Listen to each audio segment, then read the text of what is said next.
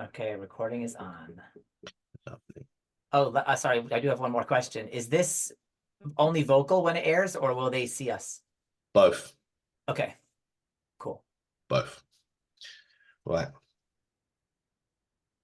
Mm, mm. What's going on, people? Welcome to KindaSound Radio. You are listening to Ignite Your Potential with your host, Cortez Medford. Tuning in for a change every single Friday at 7:30. Now, last week, we had a beautiful, amazing woman on our show. We had Sarah Kamer, and she came on she discussed her healing journey with us. And it touched a lot of people. It was one of the best interviews we've done yet because it was so personal to her. And she came on, she shared her story, and she helped a lot of people in the process. Today, we have an amazing guy for you. And I'm not even kidding you guys. I was going to introduce him, but I'm going to get him to introduce himself. All I'm going to tell you is that this interview is going to be packed with so much knowledge and so much information. So as I say, when you come to ignite your potential, you need to grab a pen and pad because the information that you are going to receive is going to be amazing. Brian, how are you, my man?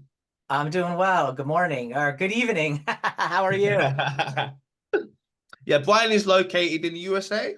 That's right. Yeah, Connecticut. So there's a bit of a time lapse. But thank you for coming on the show, Brian. Like I said, when I knew I was doing radio, you're one person that come into my mind because of what you do, and that's what we're gonna get into right now. I want you to just tell the listeners a little bit about yourself and a little bit about the work you do. Yeah, sure. Well, first of all, thank you so much for having me. It's an honor, and I really appreciate this. Um, I'm a You're life coach. welcome. Yeah, I'm a life coach, and I'm a filmmaker, and I'm a university professor, and I'm studying to be a clinical mental health counselor. That those things may seem like they're all over the map, but they're actually all very interrelated for me because it's what fascinated me and drew me to storytelling in the first place. Filmmaking is like my first love from childhood, is the fascination with human behavior and sort of seeing what makes people act the way they do. I remember as a kid always being like watching TV shows and being like, why would they do that? That's Mhm. not in their best interest and stuff like, you know what I mean? Couldn't quite understand as a little kid. I was like, that's just going to cause more conflict. You know what I mean? I was like, these things are wholly illogical. And then I started to learn more about story structure and was like, oh, wow. Like, what makes a story interesting to watch is how much conflict there is, how much potential for miscommunication and misunderstanding there is. And I was like, huh, I wonder why that is. Because even as a kid, I remember feeling inside, like watching TV shows, and when they would get to the end and it would be a cliffhanger and a tragedy and something was unresolved, I was always like, damn, like I really just want them to have their like, can't it just end and be hunky-dory? This is like 8-year-old me, you know what I mean? And it's like, well, no, 100%. because like people don't want to watch that because it's not relatable to the human experience, Hmm. which is where there's so much common ground between filmmaking and sort of the field of psychology, the field of life coaching, and the field of mental health, because it's about really tuning into the fact that we are, as a species, as an individual, tuned into drama and conflict. And Absolutely. we got to make a deliberate choice to tune out of that as the way that we get our purpose and meaning and fulfillment. Like it doesn't have to be through the enjoyment of conflict, actually. I But that's think what. Eckhart Tolle, he refers to that as the pain body. And Mm, the pain body, it lies dormant for a certain amount of time, but when it wants to come up and feed, it feeds off pain, other people's pain, no matter whether it's your pain, other people's pain, something you're watching on TV. It just wants pain and conflict, and it will evoke other people's pain bodies to come out just so it can feed. And it's like an emotional leech, like an emotional vampire that comes up, and everyone's got a pain body. And this is part of human psychology as well, because once you realize that everything that's happened to you in your life, good, bad, ugly, the bad and the ugly, we tend to push that down more so than the good. But I think a lot of people, they don't understand that those suppressions of emotions, they have to come out somewhere. Do you know what I mean? They don't just disappear. And if it's not dealt with, if you are not dealing with these emotional traumas, so to speak, then they're going to come up as the pain body. And that's what Eckhart Tolle talks about, the pain body and how it comes up and feeds. So that just brought me to that. You just brought me to that with what you were saying. Sorry to cut you, Brian. No, that's right. And you're so right. The pain body, like what that's bringing up for me is really that our culture, the culture that we live in, that we swim in, like it's our water if we were fish, so we don't even recognize it, is a culture of repression. Our culture values repression. Our culture values social etiquette above authenticity. It values like say you're fine rather than bring me into your suffering with you. It values all of that. And so the pain body then, because culture values that in the arenas of like social interaction and work and professionalism, then there's these other arenas of entertainment and play, and all of these arenas now are vastly catered to the pain body, I because the pain know. body needs some kind of an outlet. And so the pain body gets this outlet through watching and consuming conflict, because there's resonance there with this piece, this part of us that holds the pain, that is in so much pain. And when we feed the pain body with this sort of like diet of conflict, we're allowing the pain body to sort of grow stronger, as if the pain body is going to the gym and doing its reps, but not to get better, to get stronger, as in more painful, right? And what we really want to do is like feed the pain body a diet of compassion and gentleness and grace and like truth. And that's the diet that allows the pain body to actually get its needs met. And when the pain body starts to get its needs met, its appetites change. And so what happens in our culture, I think, is we all have this pain. We all hold the pain body. And because of the values in our culture, people tend to think, oh, my pain body is my actual personality. You know what I mean? And that's not really the truth. It's just that our culture prizes so much all the things that the pain body needs, that we think of ourselves as like, oh yeah, you know, I just love to watch serial killer movies, or, you know, I love scary movies. And like, sure, some of that is personal preference. Like there's no moral thing here about any of this. Like you can like whatever you like. Absolutely. The idea that 90% of the population happens to all love serial killer movies, give me a break. Like that's not all personal preference. You know what I mean? There's some other stuff happening there. Deep down, we're psychopaths. You know, I will say there is a part inside of me that is a psychopath, and there's a part, yeah, and I think that that's true. And it's just like, you know, there's that which wolf do you feed thing, right? Like we all have parts, and I think we even have more than two. It's not just like you're made up of dark and light, good and evil, the wolf, this wolf and the other wolf. Like we're multiple. This is the main thing actually that I'm excited to talk about, is how it's natural for the human psyche to be multiple. And I think that's because we have language, and it's new for us, and we're learning to use it. And so we have this ability to have experiences and have things happen, and then reflect upon them deeply and contemplatively, rather than just learning the experience in our body the way we do that too. But that's what all of the other species do, right? And so they don't get swirled up in like, what's the meaning of this? What's the story around this? Should this have happened to me? Is this justice or injustice? They just go about their lives and everything's fine all the time. But that's not true for us, because of language and because of that ability to reflect and contemplate. That ability to reflect and contemplate is why, for me, it's necessary that the human mind is multiple. That's what it is. It's like you can experience something and then reflect on that something. So that's the natural state of who we are. That's what makes us unique above all of the other species. But it's like a new evolutionary tool, like Yes. the prefrontal cortex is like brand Yes. new, you know what I mean? And so, That's the newest part of the brain. That's the yeah. most, yeah, you're And absolutely so it's right. like we've been given this toy of language in the prefrontal reason, imagination, the ability to Hmm. plan and think and all that stuff, right? That it's like saying, here's a nuclear bomb, and I'm handing it to you, an infant. Have fun.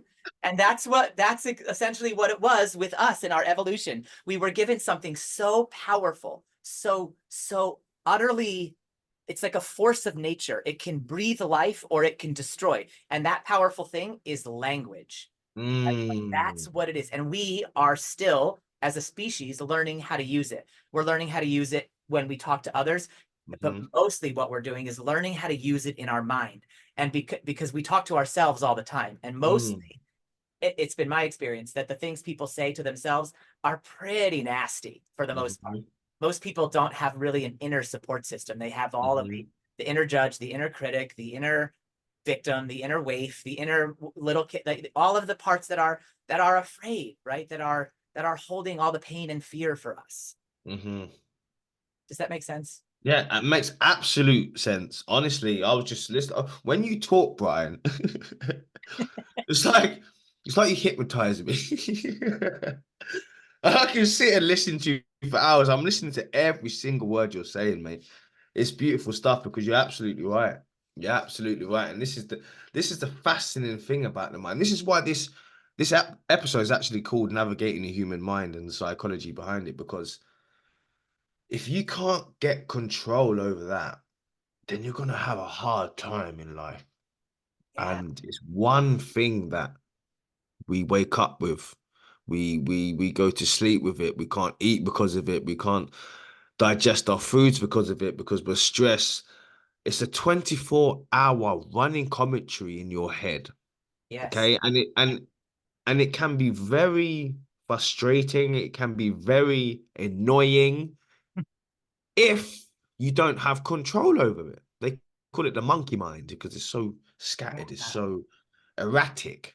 I want to tweak that slightly. For me, Mhm. it's not like, I think you're so right about how powerful it is, but it's not about, for me, it's not about getting control over it, because I don't think Mhm. that's necessarily possible so much as 100% it's about like getting in touch with it, with it. becoming in relationship with it. And the key for Mhm. me is like, this is going to sound counterintuitive or maybe countercultural, and we could pick this up after the break. But for me, Yeah. the trick here to really using language the way it was intended is to stop believing it's truth altogether, to Mhm. understand that language is a lie.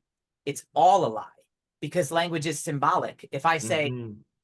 big, juicy red apple, you've got a whole picture in your mind now of a big, juicy Yeah. red apple, but it's a lie, because you don't have the big, juicy red apple. You're not experiencing it. You're just imagining it. So it's a Mhm. delusion or an illusion or whatever. Yes. And that's all 100%. that language ever does. The only thing language can ever do is point you towards truth.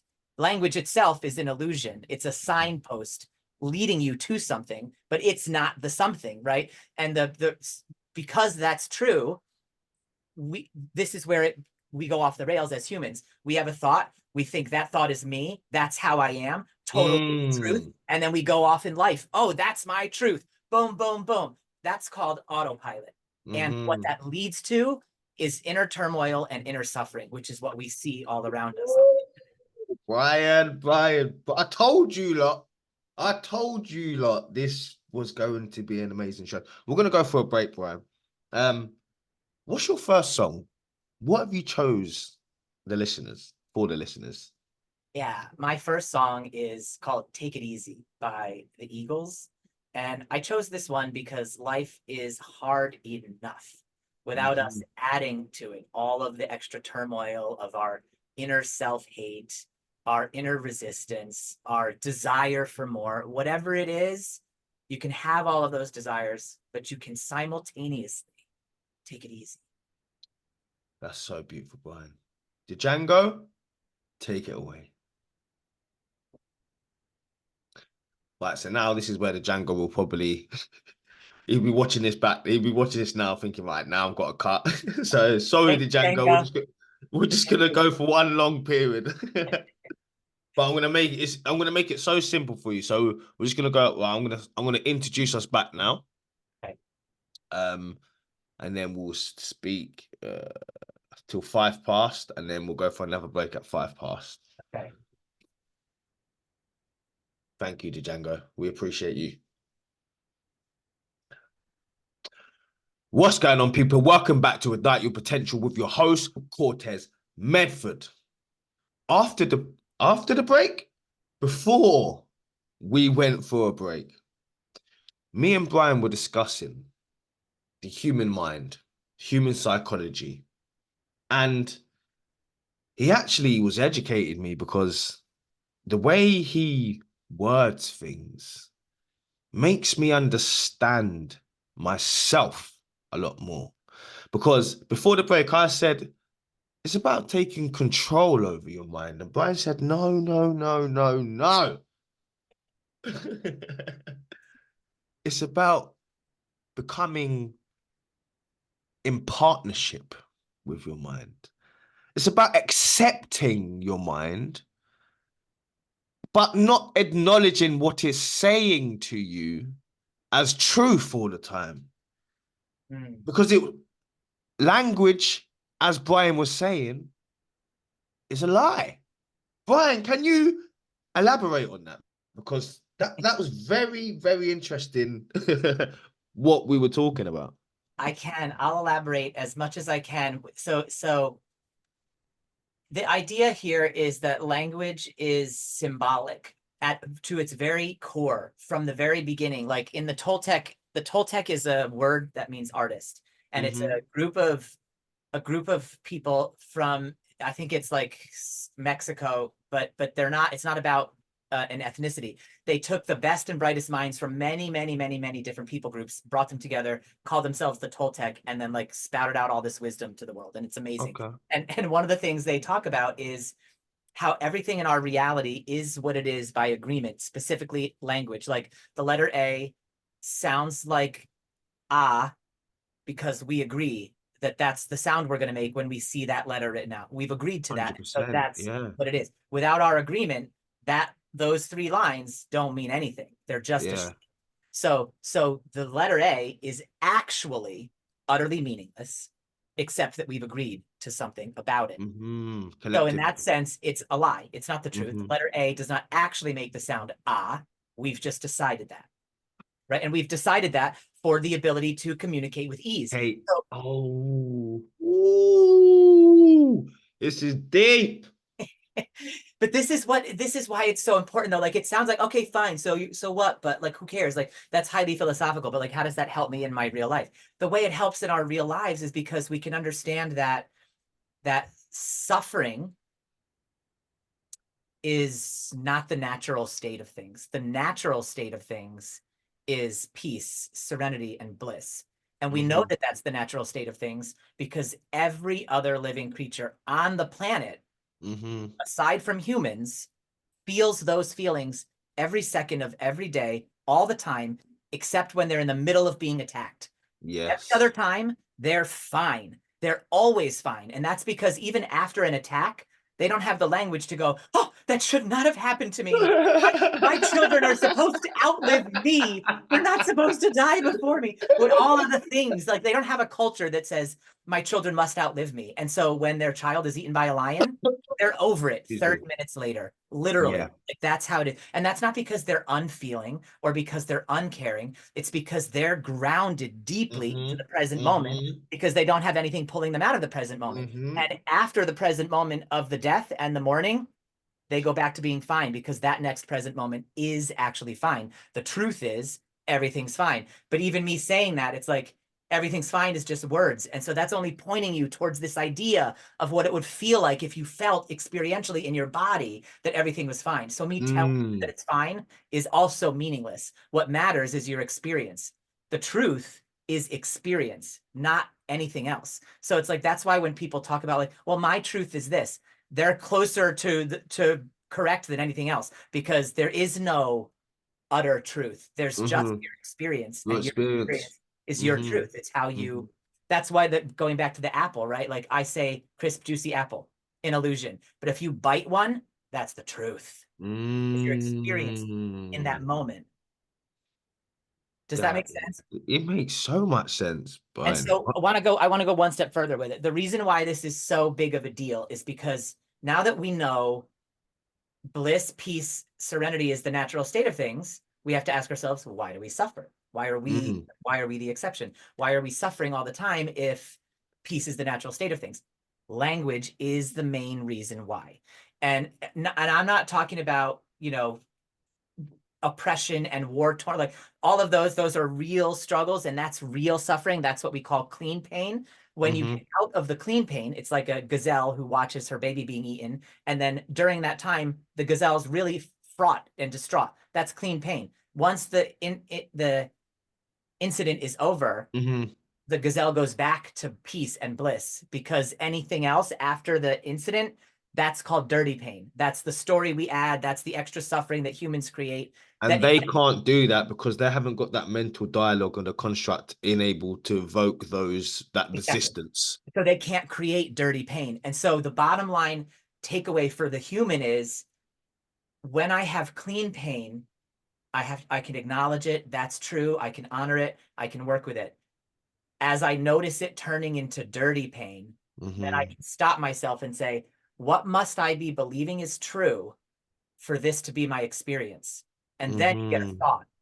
Suddenly a thought will arise. Oh, I'm believing that it means this. Oh, it means I'm weak, or it means I'm a victim, or it means I should be angry at this person who wronged me. Whatever it means to you, right? That thing that you're making it mean is causing you suffering. And so then now that you know that, you can say, I doubt it. I doubt it. I doubt this. I'm going to start to doubt it. And then suddenly doubt becomes this superpower, instead of how our culture considers it now, to be like, oh, you're so unsure of yourself. Oh, you're doubting. Like even the way the Bible puts it, don't be a doubting Thomas. Actually doubt as much as you can, because most things are false. And the more that you doubt, the more you will find your liberation in truth. Oh, Brian, man. We as a species are really uncomfortable with uncertainty, but uncertainty is actually where that bliss and peace and serenity that the animals have all the time, that's where it lives for the human, because our language wants to create certainty, but there isn't really any. And animals don't have a concept of that. They're just good. They're not trying to predict the future or the past. So they don't even have a concept of certainty or uncertainty. Because we have that concept, we try to create the one that makes us feel better, and then that pulls us out of the present moment, again, because of language. So it's all mental constructs of the mind, really. And until you experience it, it's not true. Is that sort of what we're saying? But Yeah. it is, because you think about past, present, and future. Well, there is only the present moment. And if you're thinking about the past, then when it happened in the present moment. And if you're thinking about the future, when you get to that point, it's going to be in the present moment. So you're absolutely right, Brian. It's just all mental constructs of the mind that the mind creates. And we believe it. Yeah, that's the thing, is that when we believe it fully, and we're so in the language of IFS, which is the modality about parts, which I'm fascinated by and learning now, we call it being blended. When you're really blended with like a certain piece of your psychology, like, oh, I really believe this, so I'm really blended with that belief. It's not IFS, is that internal family systems? Yeah. We're going to get onto that. We're going to get onto that soon, because I think that there is going to help a lot of people. Yeah, that internal family systems is amazing, and I'll give you a whole rundown of it when we come back from the next break. But I want to say something to this idea that, if it's until we experience it, it's not true. That's what you were saying before. We Mhm. can go even one step further. From my perspective, it's this: like, if you're noticing yourself having a thought that's causing you suffering, you can take it to the bank that the thought is not true.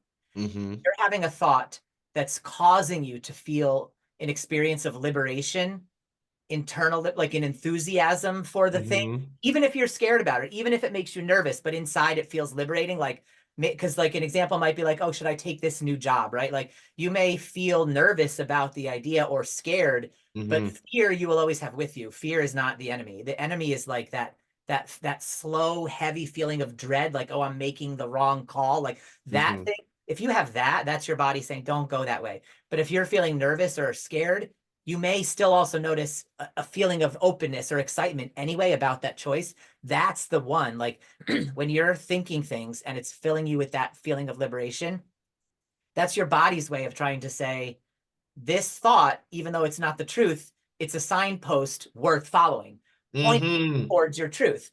And Mm. when it's a thought causing you suffering, that's your body saying, this is a thought pointing you away from your truth Just and like towards a intuitive different nudges that your intuitive intuition's giving nudges. you. Yes. And I think, do you know what, Brian? I think I got that word from you. I think so too. I remember us talking about it a couple of years ago. That just popped into my, yeah, I love the nudges. I try to live following Yes. the nudges. I remember now. I got that word because 3 years ago we had our first conversation, and I remember you saying something about following those intuitive nudges, and that's always stuck with me. Always stuck with me, following those intuitive nudges, and I live my life like that now every single day, hands down. I might get it wrong sometimes. Don't get me wrong, and the intuitiveness of it is so dominant now. I know when I shouldn't be doing something. Do you know what I mean? It's like right there in my gut. Don't do this. Don't go down there because it's not your life purpose. You're not meant to be. Do you know what I mean? And I can feel that now. And that's something that I've created a relationship with is my intuitive nudges. So I can intuitively navigate this matrix, we call it, and try and make the best rational decisions I can. Do you know what I mean? We're gonna Yeah. go for a quick break, Brian. Okay. What is your second song choice? Yeah. Okay. The second song, similar to Take It Easy, it's called Ooh Child, Things Are Gonna Get Easier by Fran Mina. Ooh, I And love I that love song. this song I because, love it. yeah, just like Taking It Easy, this song is just a reminder that life has grace in it. Life has a way of guiding us back to wholeness, whether we like it or Mhm, not. The same way when you scrape your hand, it heals no matter what you do. If you get the mhm. bacteria out of the way, your hand heals. Things are going to get easier on their own. Back to ease, back to flow. We just got to relax into it. So this is about dropping your effort, dropping your need for spiritual growth and spiritual improvement, and instead swerving into the lane of spiritual acceptance. The Django, you heard the man. Take it away. Right now, so that's our second segment done. So Okay. now the Django's going to be looking at this. He's going to cut this now. Put your tune in, and then we'll go again. I'll wait for it to hit 5 past so we can finish Okay, then on. I'm gonna go pee real quick. Yeah, yeah, absolutely fine.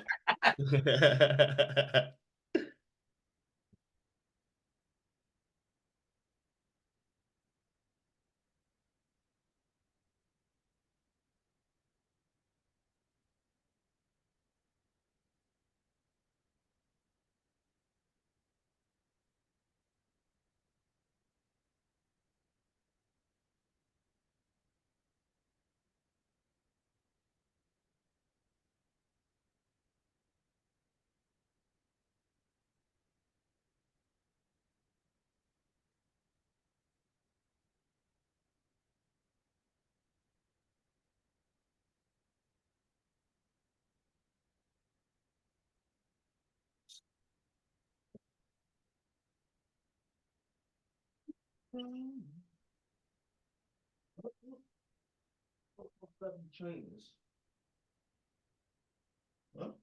You? Hello. Hello. Did you have to do the same thing? Yeah. All right. You're so right though about the time flying by. Like I have so many. This not a Told big deal. you. I have so many things like that I could have talked about. I've made all these notes, and we have 15 minutes left. 15 minutes left. I told you, Brian.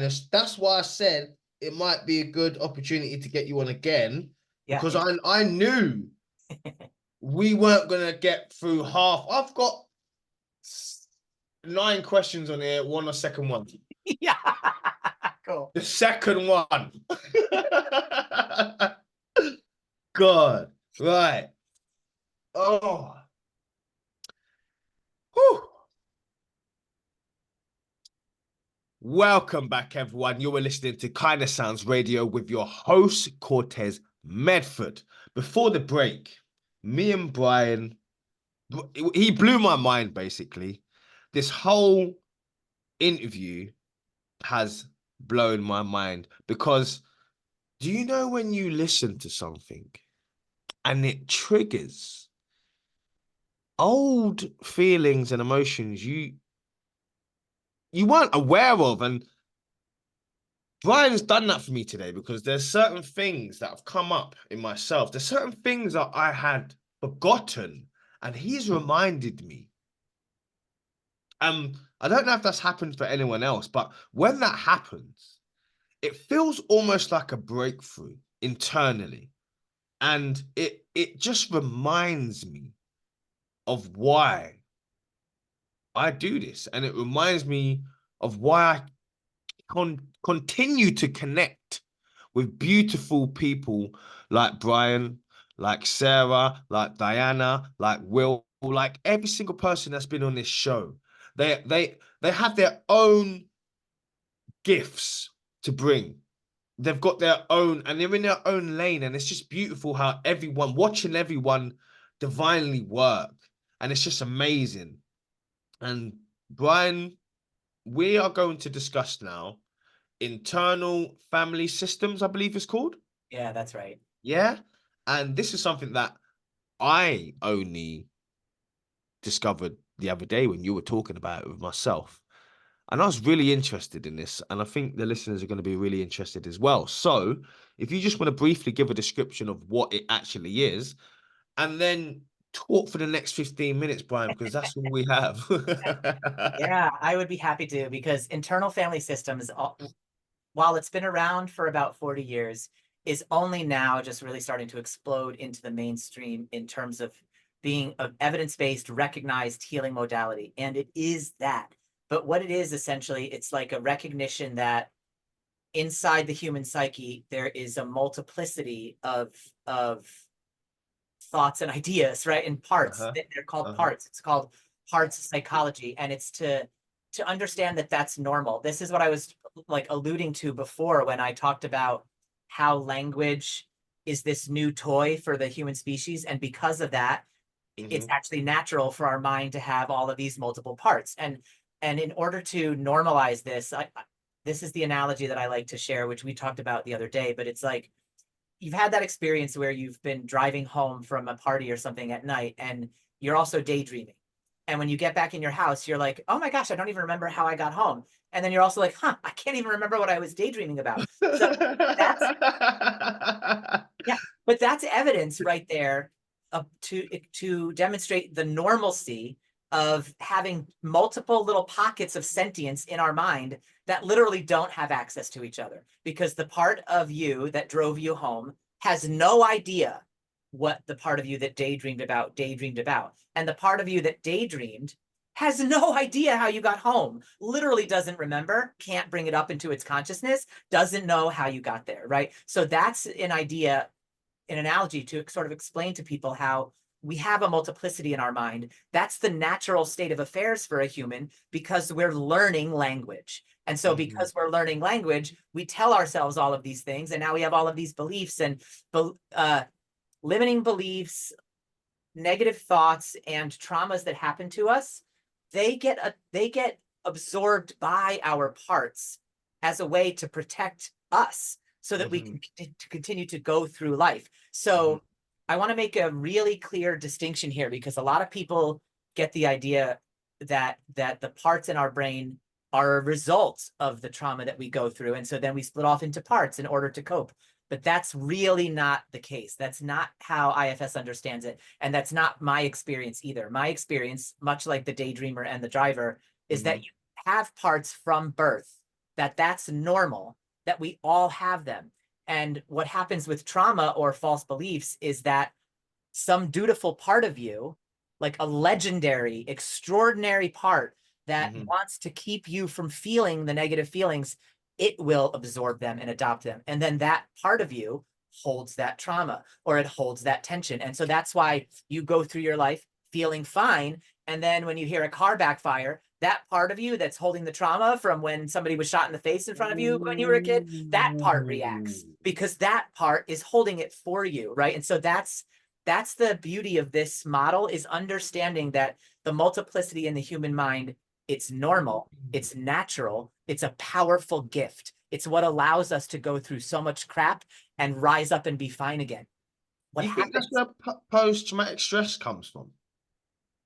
Yeah, definitely. I think honestly, for me, it's important for the human species to move way beyond this pathologizing model of turning everything into a disorder, and instead say, this is happening to you because of what happened to you. You're not broken. 100%. You're not disordered. You don't have a disease.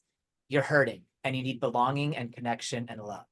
You know, and maybe antidepressants for a time. That's fine. I'm not like anti-medicine but medicine, it's like similar to thoughts. Like it's a way to show your body what it's like to experience life without the anxiety or the depression. So your body gets a sense of what it can be like. It's not meant to crutch you for your whole life. It's like, let me show you how you can be this way. And then as you work with your mind and your thoughts and your parts, you can start to be that way without the medicine over time. It's not a judgment about using medicine. This is not judging. It's about understanding the mechanisms and the limits of the medical model. The medicine is useful, but it's not going to heal you ever. And so if your goal is to manage your symptoms, then you can be on medicine for your whole life. That's fine. That's your choice. But and I don't have any judgment on it. It's honestly fine. But if your goal is to really deeply heal yourself, then you're going to have a point at some point where you have to admit to yourself, medicine is not the way to achieve that goal. It's a stepping stone, but it's not the way. Does that make sense? Absolutely, Brian. Absolutely. Honestly, I think the way you were just explaining about your body holding certain experiences and locking them away so you can then get on and continue with your life. Excuse me. Is that like a sort of defense mechanism the body has in order to so our minds don't blow up from wherever it is that we experienced or we are experiencing? Is that why how like this might trigger people, so I'm just going to put that out there, but how so to speak, people that have been molested or people that have gone through horrific things, they suppress that, and they are able to continue with life because it's like their defense mechanism in their brain has made them forget a lot of things. Do you know what I mean? Is that where that comes from, Brian? Yes, definitely. And it's not, I think so. And it's not that a person who had sexual assault in their life, it's not that the sexual assault created these parts that are now holding the pain. It's that these benevolent natural parts that have always existed have chosen to absorb the pain as a way to protect what they think of as their host. And oftentimes these parts, this is what I mean. That's why I like the analogy of the driver and the daydreamer, because it really shows how pieces of your mind don't have access to other pieces. And usually what happens to a part is it will take all the trauma related to something that happened to you when you were 4 or 7 or whatever. And then the part gets frozen in that time period. And so and it doesn't actually have access to the fact that you've grown for 30 more years. And so in doing the IFS work, I will oftentimes have a client who, like, we're going really deep into the model, and then they're getting to know this, oh, this part of me that makes me nervous and my palms get sweaty in public. And so we're working with getting to know that part better. And at some point I'll ask them, like, how old does the part, do you get a sense of how old it is? And they'll tell me, oh, wow, it's like 6. And I'm like, wow, so this part that's 6 has been really doing this for you, protecting you for 30 years. And they're like, yeah, wow, yeah, it really has. And so you're helping people sort of understand the compassion they could have for the part, the same way they would have compassion for an actual 6-year-old that was trying to help somebody else. You know what I mean? So it's like, it's seeing the part more clearly. Oh, this part is doing this to me. And we normally feel disdain for the part. Oh, it's making me nervous in public. Fuck you, part, right? But by going in there and be like, oh, wow, this part is a superhero with armor, with a cape, and it's been holding me together since I was 7 and keeping that the pain of that at bay for me, right? Like, that's a beautiful thing to understand. Mind blowing. This is beautiful, Brian. This is really why I do radio. This information right here, because everyone can relate to this. Everyone listening to this channel right now can relate to what you're saying, Brian, because there's even things that have happened to me in my past, and I get drip fed images. And I'm thinking, what the fuck's that? What's that? That's And a then part. that's a part. And as you're saying what you're saying, it's just making so much sense to how it actually does it. Do you know what I mean? Yeah, because It's let me say that, like, that client, you know, how old is the part? And he said it's 6, right? And he was really surprised. And then I said, check in with the part and see if it has any idea how old you are. And this is like an army vet. He's a Ooh. big burly guy, right? And I asked that, check in with the part and see if it knows how old you are. And he goes like this. You know, he rolls his eyes so big. And I was like, he's like, huh, you know, and I was like, just go check. Just go in and check. Just go You know, check. and he rolls his eyes again, and then he goes, huh, it thinks I'm 4. And I was like, wow, interesting. So would it be okay to provide the part a little bit of an update? And he said, sure. And he said, I don't know what you mean. And I said, I have words if you want them. And he said, okay. And I said, tell the part that you're 32 now, that you've grown up a lot since then, and that you have resources now that you didn't have then. And you're here now to protect this part, so it no longer has to protect you, and see how the part responds. He goes, okay. He goes in silently for a while, and he goes, it's really surprised. It's skeptical, though. It doesn't know if it can trust that. And I was like, okay, does it make sense to you why it would be skeptical? And he said, yeah, it does. And I was like, that's great. Then can you just send it that energy that you're really getting it, that you really understand where this part is coming from? And he's like, okay. And I was like, how does it respond to that? And he's like, it's softening more. So it's like, that's the idea, is like, we just go in slowly to these parts of ourselves that we hate normally. And we start to get to know Oh. them. And they actually will start talking to us when we soften. And then when we soften, they communicate. And then when we send them back love, they soften more and they communicate more. And suddenly, the internal war that most people walk through their life managing becomes an internal conversation between an internal family of people who actually understand that they have each other's best interests at heart. Like, Oh I have a my. part in me that addicts me to sugar at times, you know, and I really, I'm getting verklempt a little saying this, because, like, this is a new relationship with this part for me, but I've had a lot of disdain for that part of me that would hook me to sugar, and because I know enough to know that's not good for me, and I'm healthy. I should, Yeah. but I want to be healthier than that. And now when I have those sugar cravings, sometimes I will just go and have the sugar, and other times I can say, hey, little guy, what do you really need? That you want to go get sugar, but what is it that I'm not providing that you need? You know, I'm showing up as myself for the part. And that's the thing, like, the part wants sugar for comfort, but if I can show up and comfort myself, then that need goes away. So this is not an easy road. This takes time, this takes dedication. But really, what we're talking about, essentially, if you boil it down, is how important is your relationship to yourself? You know Because what? that's the only relationship that creates your whole experience of being alive. It's it's blown me away what you've been speaking about. Literally, I'm blown away for words because internal family systems, and it's literally it literally is what it says. Honestly. And as you're speaking about it, there's about 3 or 4 parts of myself that I'm realizing that are there, right? I knew they were there, but I'm realizing the age. And honestly, Brian, this is crazy. This is crazy. This is absolutely crazy because it's like I'm starting to understand why I do the things I do now. Yeah, exactly. Ah, It leads to and such deep internal understanding. that's crazy. We can either go for a break, Brian, or we can talk for the next 5 minutes. It's completely up to you, mate.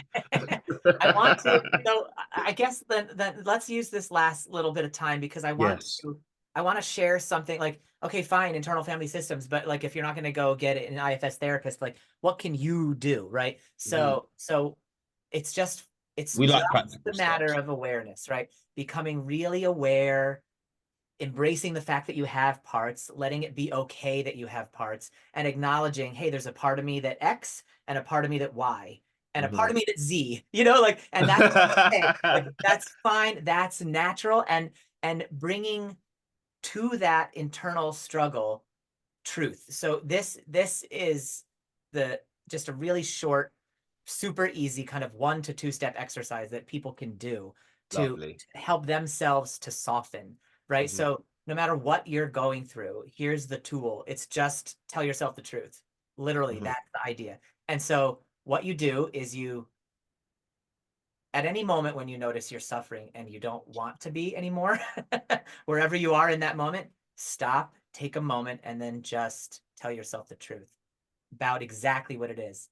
I feel impatient right now because that asshole cut me off. Or Mhm. I feel worthless right now because somebody just dumped me. Or I feel whatever you feel, you say it to yourself or out loud. For me, I find saying it out loud is more visceral and helpful because not only am I reaping all the benefits of admitting the truth to myself of how I feel, but by saying it out loud, you can also sort of hear the absurdity in how it sounds. So it makes the Mhm. lie in it even clearer to you when you hear it back. Because I if feel someone else pissed said to you off out right loud, now say it again. because I keep doing I'm doing it right now. I feel pissed off right now because I keep doing things I know I shouldn't be doing. What's the next step, Brian? Yeah, yeah. So that's the key, really. So the That was next step, liberating in itself. exactly. That's the step is to notice that. So you tell yourself the truth and then you notice it Oh. for a minute. So just I feel shitty or I feel blissful, whatever you Mm. feel, and then notice how as soon as you've told yourself the truth, there's an offering of grace from the universe to say, yeah, you feel that way. That comes right on the heels of admitting it every Mm. time, always, for everybody, if you can stop and notice it. I feel shitty. You get this sort of there from the universe immediately, internally, if you can notice it. And then Yes. it relieves tension. So you're dropping the tension that you're holding around. I don't want to feel XYZ. So instead you say, I feel XYZ, and then that tension drops. So you feel grace, you've dropped tension, and you've dissolved resistance, all just by saying the truth, even if it's negative, quote unquote. That cascade of feeling grace, relieving tension, and dissolving resistance leads to a liberation of your trapped energy. That feeling of liberation, and that once you feel liberated, you naturally calm down. So telling yourself the truth leads to freedom, leads to calm. From that calm state, your ability for natural creativity comes back online, because Mhm. that to be creative and to try to crack puzzles or come up with solutions, or even to do the basic self-care, that's much harder when you're not calm, because you can't you don't have access to the creative way to go implement anything. So that's why you tell yourself the truth. It leads to calm. Calm then ignites the creativity mindset. The creativity mindset is then where you can suddenly have all of the ideas and energy that can solve the problems you were previously trying to resist prior to telling yourself the truth.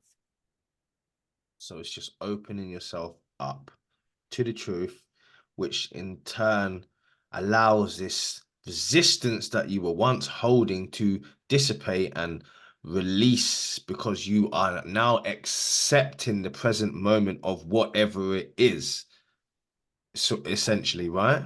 Exactly. And so really careful here for people to understand, since we've talked about the nuclear nature of language, is we're talking about telling yourself the truth only, not telling yourself a story. So you can't, when you start to say, okay, I feel stressed out and anxious, that's the truth because you're describing your experience. If you go further, I feel stressed and anxious, so my boss is probably going to fire me, and it means I'm a and it means if you find yourself saying what it means or what it might lead to, Yeah. now you're in a story and you're out of the truth. Even though it feels true. It feels Dirty true. My pain. boss Is will that, fire that me. is that dirty pain? Yeah, exactly. That's dirty pain. So that's the key, is to go to say, I'm going to stop with the truth and not go into the inner narrative. I'm not going to go into the story. So the truth is also clean pain, I suppose, Brian. Yes, like if you fall down and break your knee, that's painful, and it's allowed to be painful, right? Yeah. Once you've gotten the anesthetic and you're in a cast and there's no pain Yeah. anymore, right? Yeah. Like even better, like once you're out of the cast and you're walking and everything's normal, if you're still lamenting, oh, I lost 8 months of my life because of the broken leg, like you're in dirty pain now. Dirty You're pain. way Oh, outside the present moment. man. Brian, we've run out of time. So tell yourself the truth, everybody, and heal. Honestly, we would love to have you on again, Brian, because this has been unbelievable. This has been one of the best interviews I've done. I think a lot of people have taken a lot, and we're going to get some good reviews on this, and we're going to get some good feedback, because it's been mind-blowing, Brian. Literally, you've taught me so much in such a short space of time, man. Honestly, thank you so much for coming on today, Brian, and sharing your knowledge and wisdom with us. It's needed in the world and society we're living in now. It really is, Brian, because the psyche and the mind is vitally important to experience a life that you want to experience without having the shackles and the chains of the mental constructs stopping you from Yeah. doing things. Do you know what I mean? So if you can build that relationship, not get control over it, build the relationship with your mind, accept that your mind is going to be pissed off sometimes. Your mind is going to be upset. You are not your mind, and you can have this beautiful relationship with it if you can get to know it more, and also get to know your internal family. Yeah. Get to know the people, that the teenagers, the young lad that is still exists within you. I'm getting to know them now, and I didn't even know I had them before this interview. But Yeah. do you know what I mean, Brian? So you've really brought to my awareness certain things that I didn't even know. And to me, that is what a life coach does. That is what someone of your caliber does naturally without even realizing it, Brian. So we appreciate you coming on today, Brian. Honestly, we would love to have you on again. So whenever you're free, just let me know, and me and the listeners will have you open arms whenever, Brian. Oh, Have you thank have any final words for the listeners? Yeah, I mean, this was an absolute pleasure. Thank you so much for having me. And life is good. Life is fun. Live in truth. Even if it doesn't feel true for you that life is good and life is fun, that's okay. Then tell yourself that truth. Truth is more important. Truth is more important. You heard it first. Brian said it first. Thank you so much, guys. We're going to catch you in the next episode. I will catch you next Friday at 7:30 sharp. Do not be late. See you later. Or you can probably stop recording now.